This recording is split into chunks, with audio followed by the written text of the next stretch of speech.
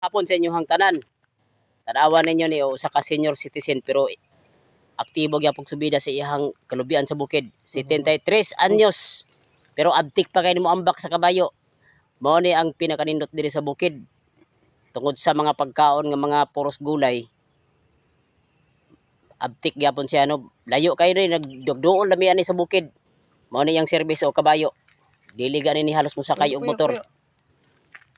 Kudakan ka. Hasta nga kung amahan, 71 anyo sa puto. Ang lahi po to ang trip adto kay manghuha po to butilya baligya palit niya ilim nun. Kay di man jud kumuhatag og ilim nun.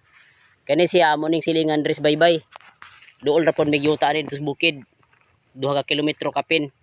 Tanawa ninyo, diferensya kayo ang kaabtik sa mga tigulang diri sa bukid kaysa diyan sa syudad. Sa syudad bata pag naong pero basakiton. Mao ni karon ang pinakanindot diri sa bukid. Kani gani ako ang dagway gani kung inyong tanawon, mura pag 20 ka pinang edad no. Boss no. Mura pag 20 akong naong. Pero ang edad din ako sobra na 40. Manang klaro-klaro ba, dili ta magbinutbot diri sa social media. Manang sure gyud. Mao ni ang service oh, kading kabayo wala niya gipaanak ni para lahotay gyud. Oh, nakuha na jud kaani.